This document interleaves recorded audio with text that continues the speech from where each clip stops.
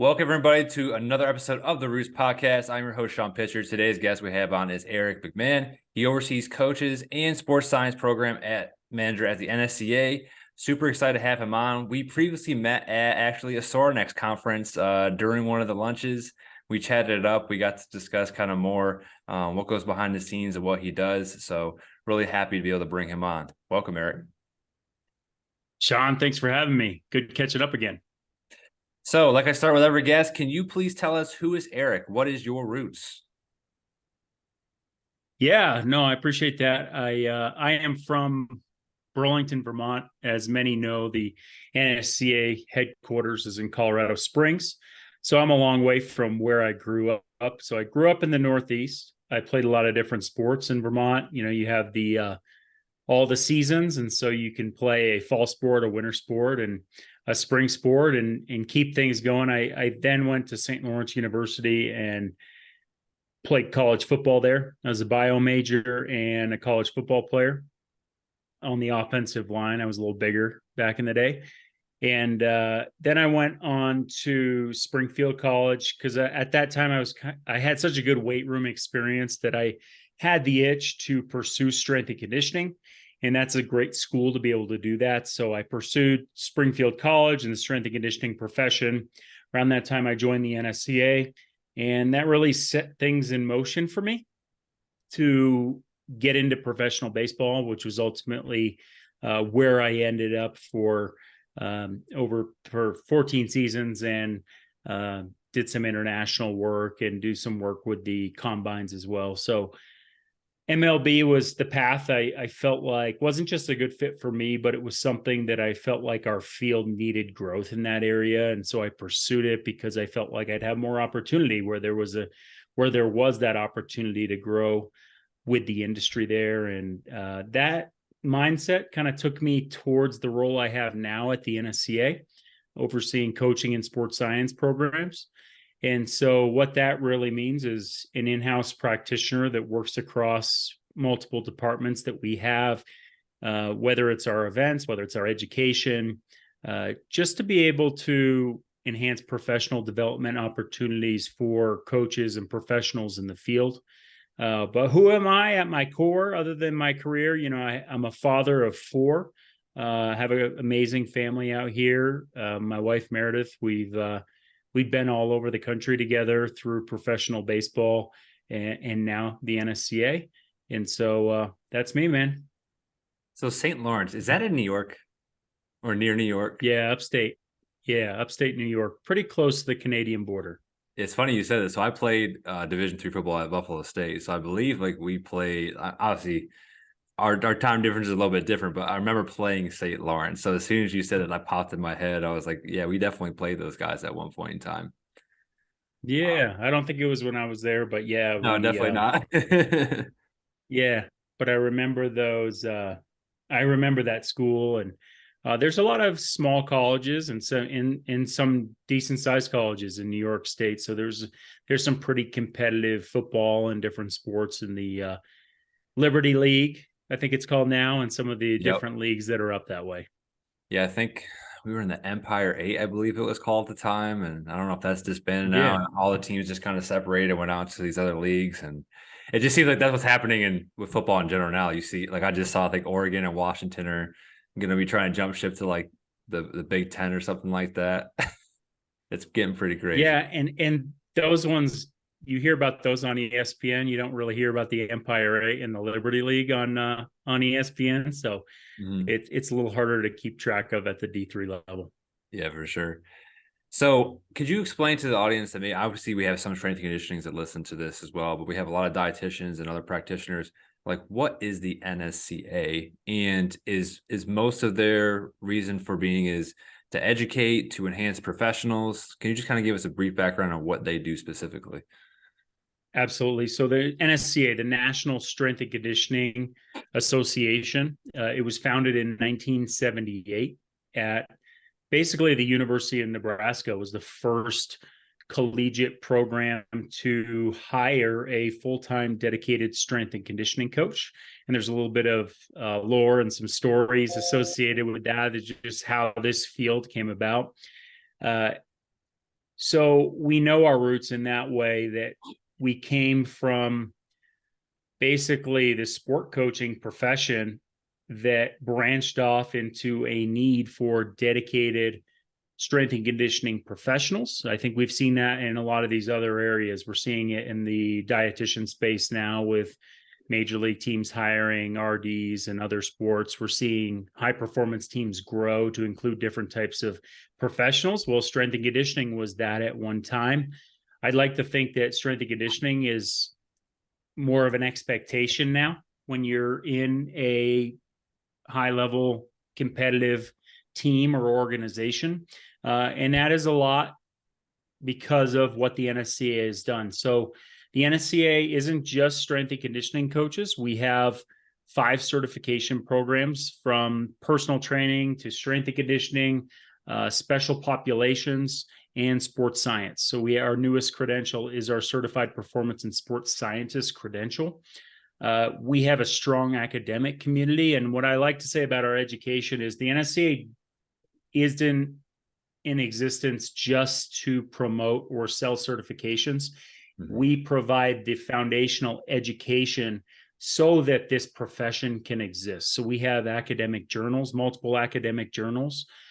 We have poster presentations and other academic activities at our conferences and events to get more information and knowledge within the field. And that turns into our textbooks, which we've had for a number of years now. And we're actually working, similar to athletic training and these other fields, we're working towards academic accreditation in 2030. So currently we have 12 accredited schools through our CSCS accrediting body, which, as you may know, this is a long process to go this way. So we have accredited certifications, and it's going to get to the point that to become a certified strength and conditioning specialist, you need to go to a CSCS accredited school to get a consistent education, so that we are all a little bit, we're elevating the floor of our profession just one notch higher, so that we can better serve our athletes, better serve our institutions.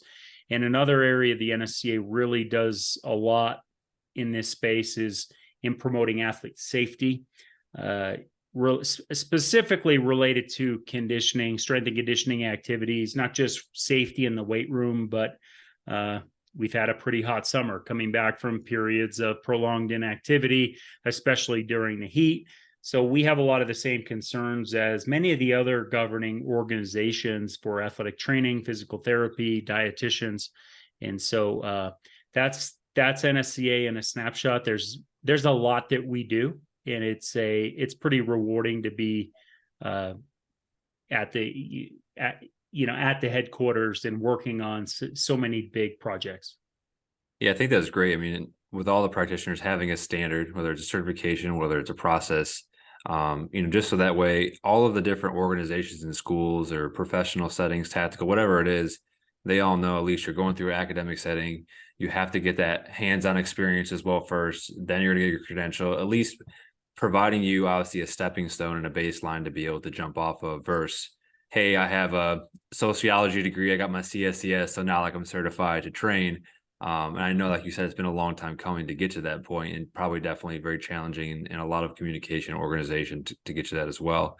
And dietetics, they're doing something very similar where now they're expanding where you have to have your master's, like PT has to have after a doctorate. So I think more of these type of medical or sports medicine type of positions are now requiring greater education and a higher level of experience, not only obviously in the classroom, but also having the hands-on experience. And as you know as well, a lot of times, until you get some of those internships, fellowships, graduate assistant positions where you can actually get your hands dirty and figure out how to actually apply the information from a book into real time, those kind of steps are definitely needed to get to those points.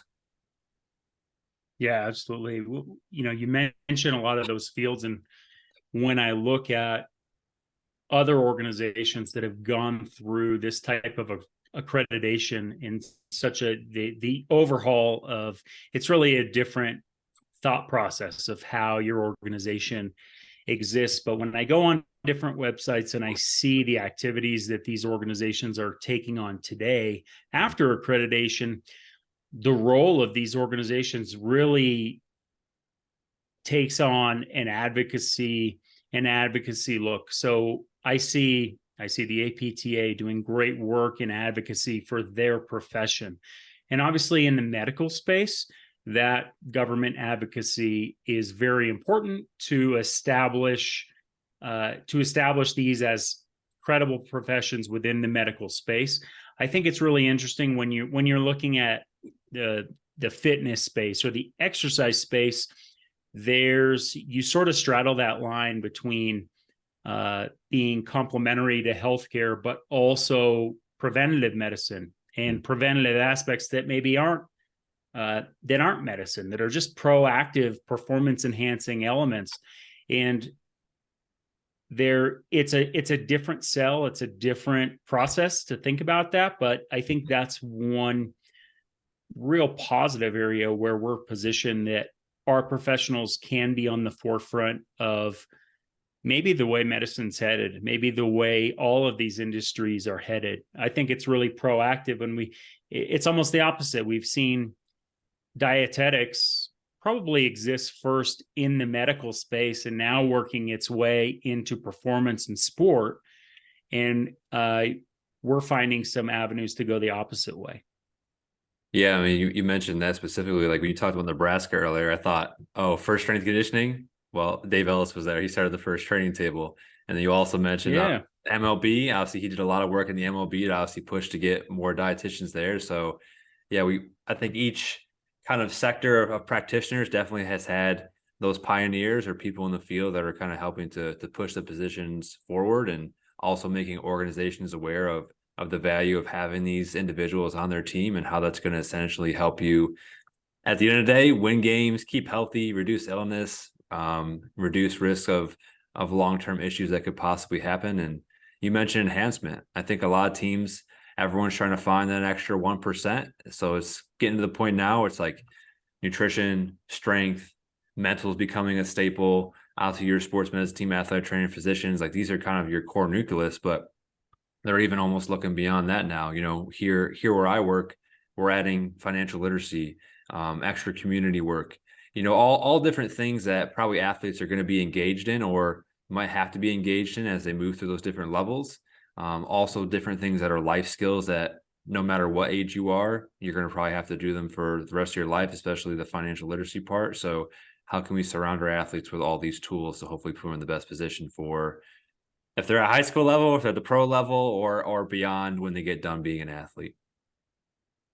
Yeah, those are the things that really challenge us too, because there's educational things that we all know connect to our individual disciplines. So if it's a hypertrophy or periodization topic, that's what we talk about as strength and conditioning coaches.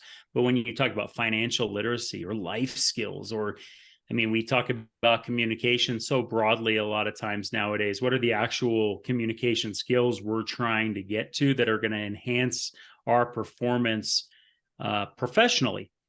You know, I think that really challenges us as an organization to know what our role is in that. You know, as a certifying body, we provide opportunities for people to get jobs. As an education provider, we provide opportunities for our constituents to maintain their credentials and stay certified and being accredited. Those have to be within certain scope of practice.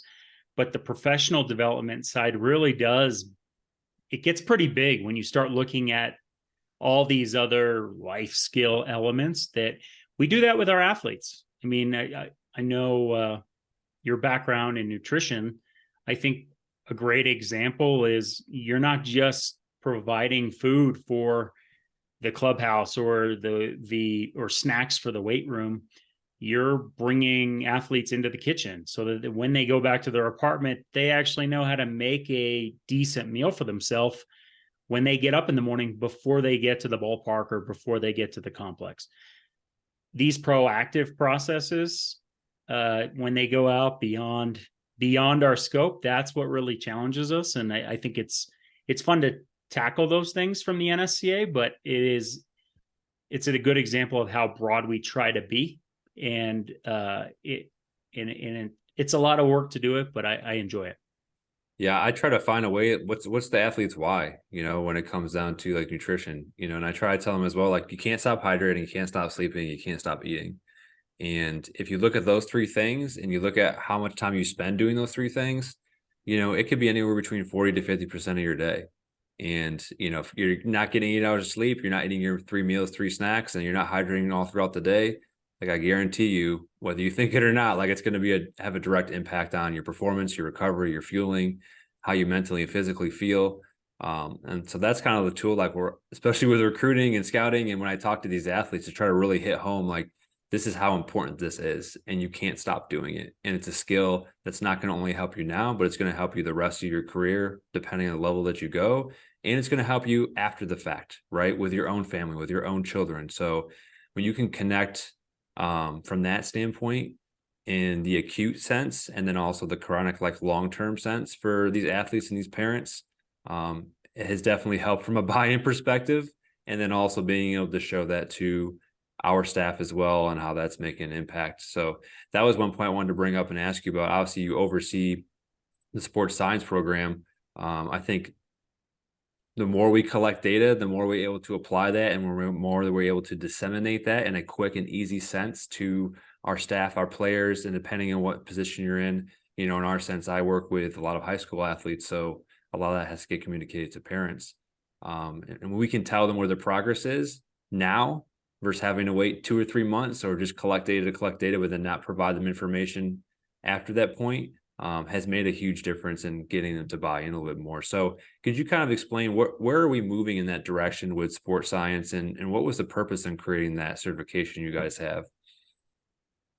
Yeah, so I touched on our academic community, and I think it's interesting because we're named the National Strength and Conditioning Association, so you'd think it would just be strength and conditioning coaches, but when I see our evolution and I see the research that we're accountable for and responsible for understanding, I see strength and conditioning as a direct application of sports science. Obviously, it's more specific to a weight room setting, but we're seeing strength and conditioning coaches out on the practice field. We're seeing them managing wearables and different technologies and taking on different roles than maybe we were ever intended to take on within a team setting.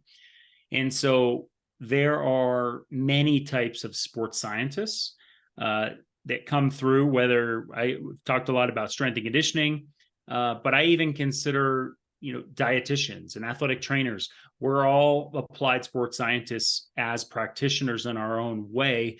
And when you think of it that way, from an NSCA, strength and conditioning coaches are sports scientists, just not all sports scientists are strength and conditioning coaches. Mm-hmm.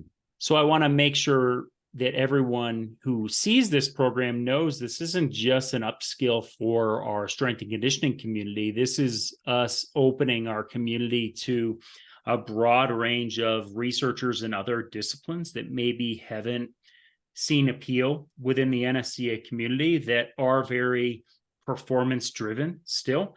I had an intern last semester who was a biomedical engineering student interested in sport biomechanics. You wouldn't necessarily see that connection between a strength and conditioning organization and biomedical engineering or mechanical engineering or robotics or any of these different things. But in different areas of sport, there are more than ever before, with the amount of access we have to new technologies, we're getting exposed to that. And I know, like myself and we're hungry for that information as professionals. So the NSCA wants to provide resources and tools to be able to do that. Our method of doing that is to create a certification program and supporting educational materials to go along with that. And one thing I think it does really well for us is that when you're talking about such a broad community of sports scientists, it provides a center point that if you're coming from the research side, you can upskill in your practitioner skills. If you're coming from the technology or the technology side or analyst or mathematics side. You may just need to learn more about sport and how to apply your knowledge and information to sport. So you're going to gain a lot from the researchers and the practitioners who are already there. But I know a lot of our community, we can learn a lot from the analytics and technology folks, and we're craving that information too. So you'll really see that it's sort of a triangle approach where you have researchers, you have practitioners, and then you have more of the technical skill sets on the points, and it all comes together, and we try to provide that center point. One thing that's great is I think the field is already there in terms of we have all these disciplines already. We have these professionals and practitioners. And I think we can both speak to, even with dietitians and strength and conditioning coaches, learning to work together effectively and well in the leadership of our organizations to reflect, call it the high performance model or a performance, a cross-functional approach of our performance teams. That's where we're at now is we want to make sure we're all rowing in the same direction. We're all communicating effectively and most effectively with the athlete and in turn with each other so that it's not a siloed approach as we talk about a lot. So that's the spirit of the NSCA Sports Science program. And I'll give a little plug for our textbook. Duncan French and Lorena Torres-Aranda did a great job pulling that information together. So I always tell, even if you don't think you're a sports scientist or you don't think you're going to take a credential exam for becoming a sports scientist, the book is valuable for everybody who works in and around sport or tactical performance. Mm-hmm.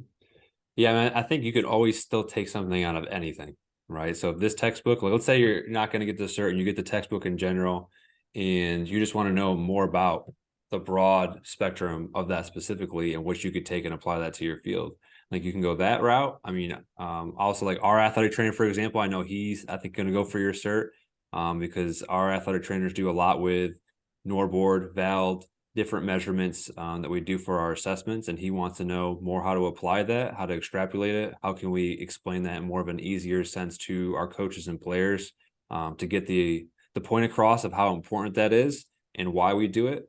And just obviously with those two different kind of categories, being able to explain that to them in a very quick and simple and easy way is important because they're not going to really be able to understand a lot of the jargon a lot of times. So it's got to be efficient to be able to disseminate that. And I like what you said there, obviously not being in your silos. I think at the end of the day, we all overlap in a sense, right? Practice and strength and conditioning, the athlete's not going to really be able to train 100% if they're not fueling appropriately before and afterwards, right? If it comes to athletic training and PT, we're trying to obviously fuel them appropriately and recover them appropriately for nutrition. So that way we could try to reduce injuries and reduce illness.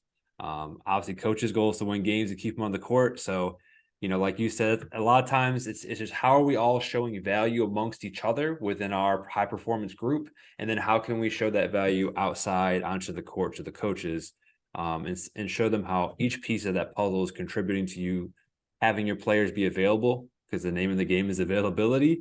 And if your athletes are able to stay available and in their high talented group and they're able to win games and then you're able to be successful, then hopefully you can keep that coaching staff, you can keep that practitioner and high performance group together, keep continuously being successful. Yeah, no, I'm with you, man. I think I get excited thinking about just how much growth we've seen. And that's sort of the mentality I take. I know there's a lot of folks that worked at the NSCA long before me, been members of the NSCA before me. And so I'm definitely not the first generation getting a crack at this. I think that our generation of professionals, we're taking the field forward again so that when the next gen takes over, it's better than we have it now. Mm-hmm. I think that's we have a great give back mentality in all of our professions. We care so much about it, but a lot of what we do is in giving our athletes and our teams, we want to work in positive work environments, and we're finding new ways to do that with different specialty skill sets. And there's probably no secret perfect formula out there of how it all comes together. There's so many personality factors, but I do like to think that the work we're doing now is putting us in a better place that positions all of our fields more evenly, or more accepted in a positive way, so that you talk about return to play, or athletes that work heavily with a dietitian on maybe some these resources. Awesome. Yeah. One thing I really wanted to ask you is how does the NSCA incorporate people, whether it's in a conference, whether it's webinars, that are other practitioners from other fields? I was just recently at our CPSDA conference, and the USC strength coach there, I think it was Benny Wiley, and I think Rachel Suba did like a co-presentation together to show how they collaborate, how they work together, and how that essentially affects the players. What have you guys currently done, or where are you guys shifting towards to possibly even have a similar collaboration for future education opportunities for your field?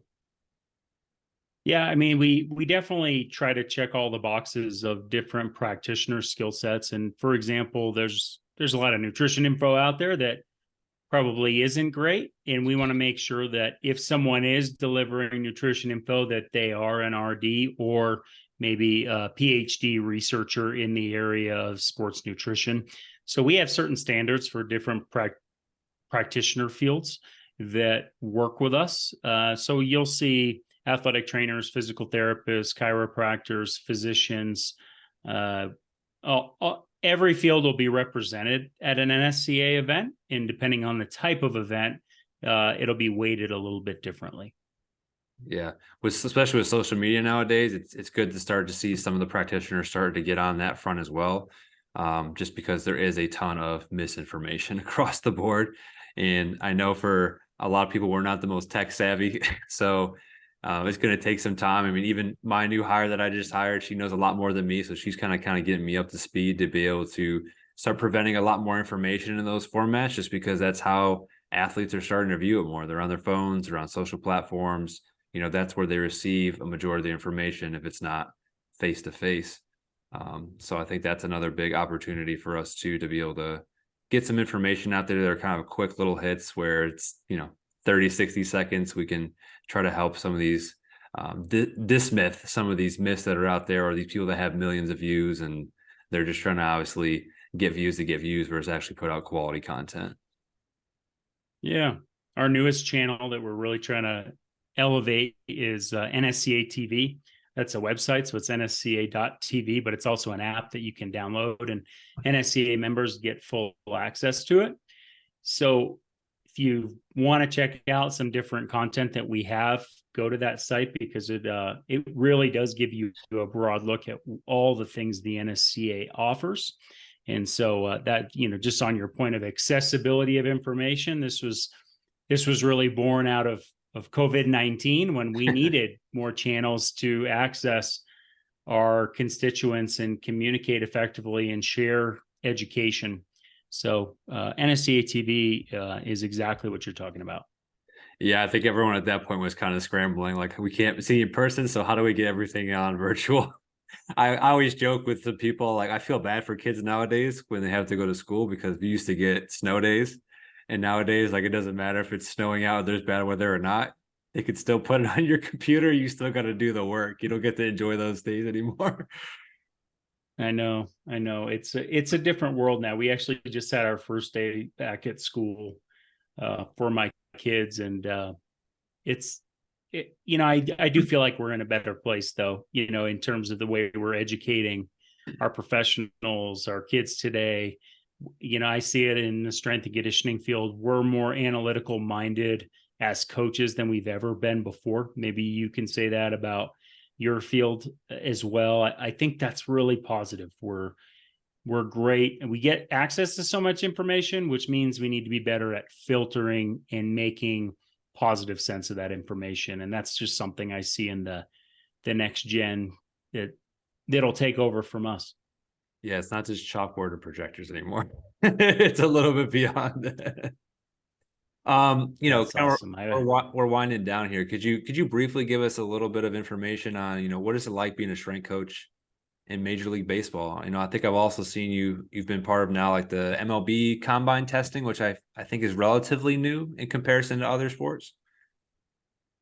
Yeah. So the combines have really started to ramp up with involvement from strength and conditioning professionals. Sometimes they were in all the sports, sometimes they were very scouting focused, which they need to be from a skill standpoint. But from a performance standpoint, strength and conditioning coaches are adding a lot of value to these now. We see it in the NHL, we see it in the NFL. That's a pretty well-known combine.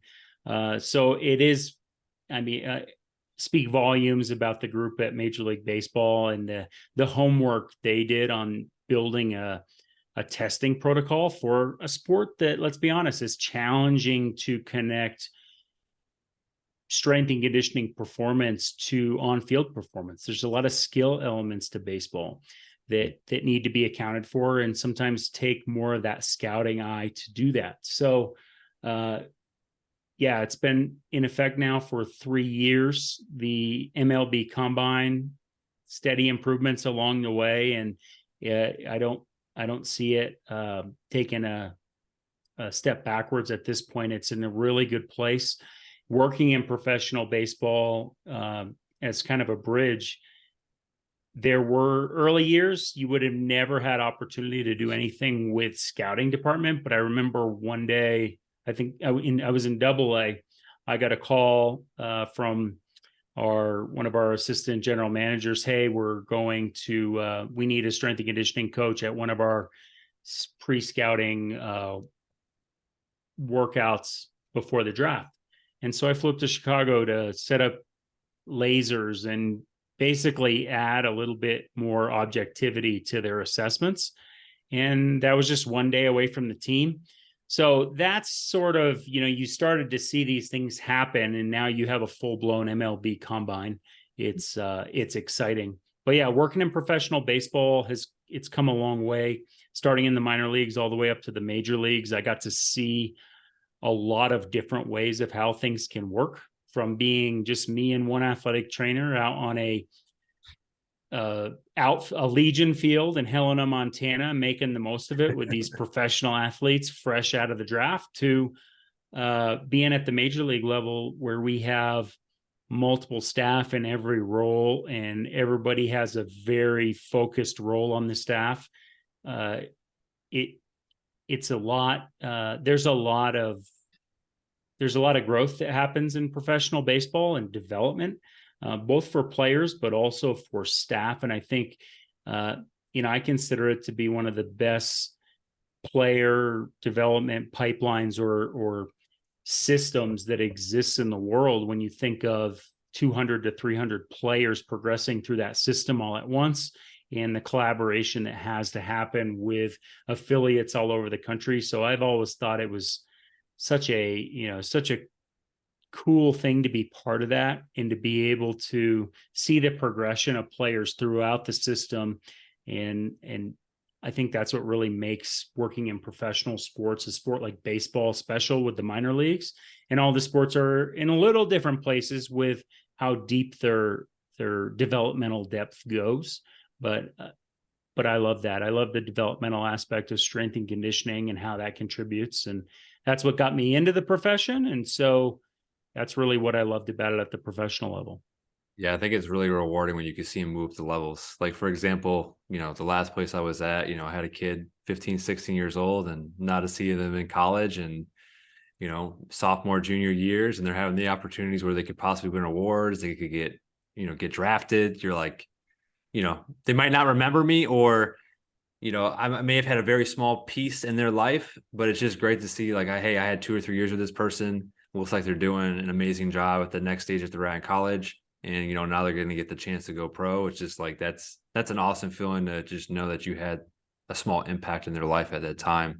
And I like what you said there too, kind of, we have a seat at the table in a lot more senses in a lot of these sports. The fact that we can talk to scouting and recruiting, and, those type of staff want us to be involved in that process. with the parents, with the athletes, with possibly having a collective of a certain amount of data that may actually now or currently is making an impact on their decisions on when they draft players. Where before it's like, hey, let me just go to the ballpark and this guy throws a 90-mile-per-hour fastball. Yeah, we'll figure out the rest and develop him later. Like, he looks good. Where it's like, now here's all these different data points from nutrition, strength, and combine and whatever else, maybe even a mental staff. And well, we feel like this guy's more prepared and he's going to be a better fit for our team based off of this, and this, and it checks all of our boxes. So it's really great to see that we're shifting and moving towards that direction. It gives a great starting point too for training. I think that's very important to think about it. You know, as coaches, you get a new player, you may be starting from scratch, but they could have 4 or 5 years of great nutrition or training under their belt, and you wouldn't know that unless you knew some of those developmental points. Yep. Well, Eric, time's winding down. Really appreciate you coming on. I think people will get great insight on what NSCA does. Obviously, we talked a lot about collaboration here, so I can definitely see people knowing that that's an important factor that they definitely need to bring to their programs and definitely have present. But really appreciate you coming on. Thanks, Sean. Appreciate it.